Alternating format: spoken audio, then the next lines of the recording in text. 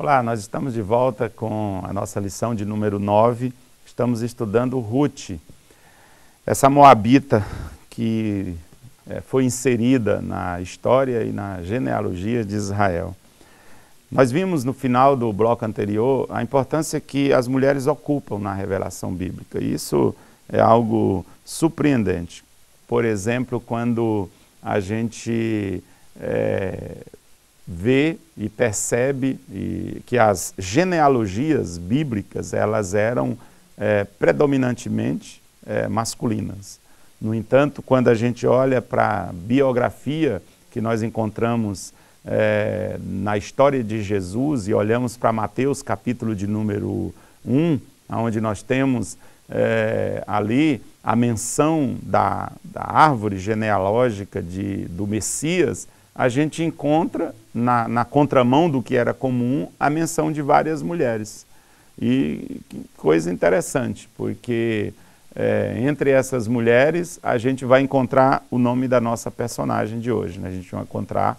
Nós encontraremos lá o nome de Ruth.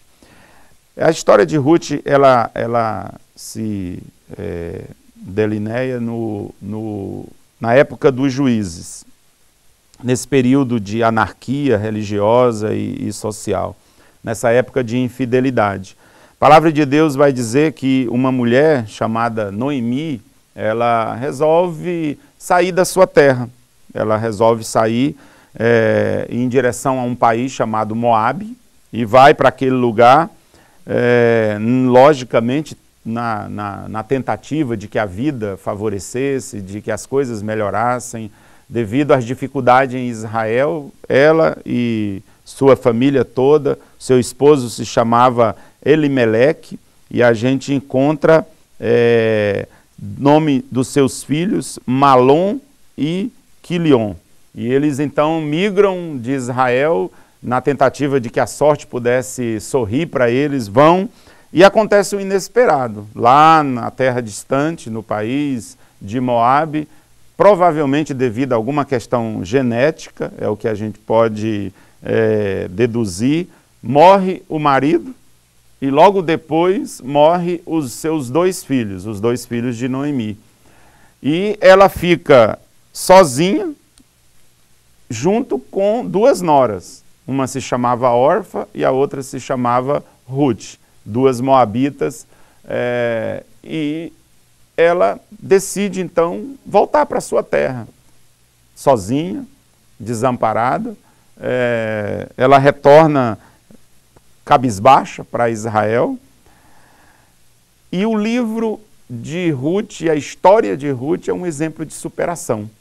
Porque nesse conto dramático, nessa história tão triste que a gente percebe da vida, inicialmente da vida de Noemi, permeada pela fome, pela miséria, pelas incertezas que acontecem, ela retornando para Israel, a palavra de Deus diz que Ruth se apega a Noemi e diz para ela: eu vou voltar junto contigo para Israel.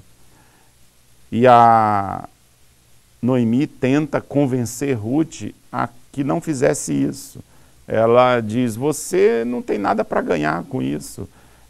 Volte para a sua terra, fique com o seu povo aqui em Moabe. Mas esse texto que a gente lê no texto áureo da revista, que inclusive é usado às vezes em casamento, não tem problema de sê-lo, mas ele é as palavras de uma nora para a sogra. E isso é muito bonito, essa expressão dela, dizer: olha, eu vou te seguir, aonde você for eu irei. Isso é lealdade. Aonde você colocar o seu pé, eu colocarei o meu. O teu povo será o meu povo e o teu Deus será o meu Deus.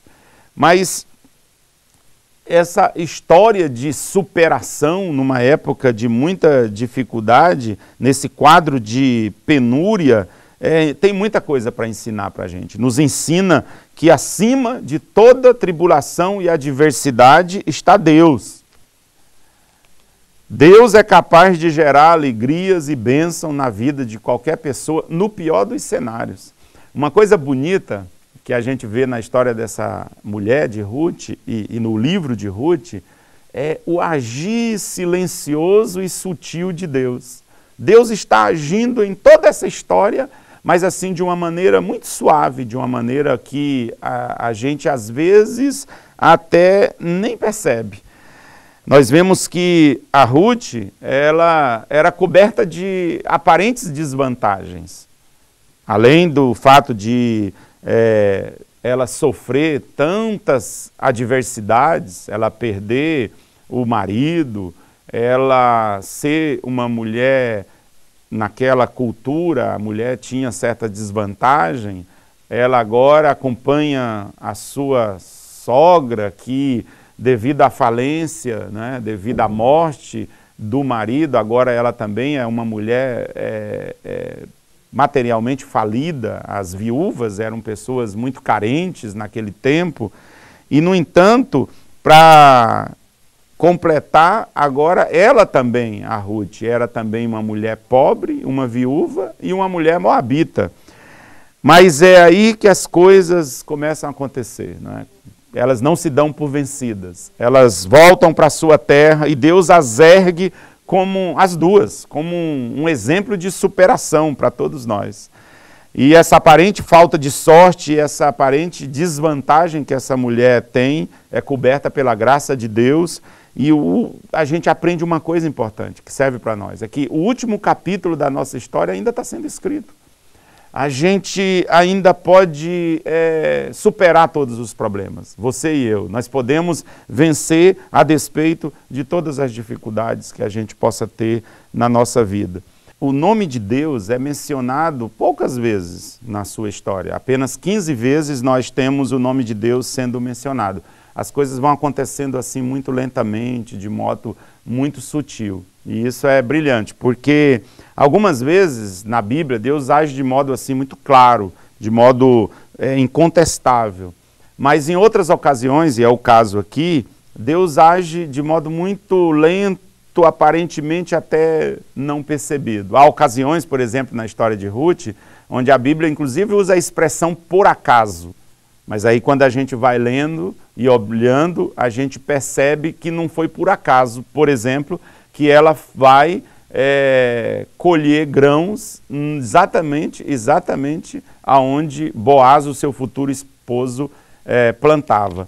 E isso é importante para a gente ver essa maneira de Deus fazer a sua obra, às vezes de modo silencioso e tranquilo. Eu convido você para a gente prosseguir. No próximo bloco nós vamos ver um pouco sobre o caráter de Ruth e aquilo que Deus fez na vida dela, os desdobramentos finais. Eu te espero aqui, daqui a pouco a gente continua.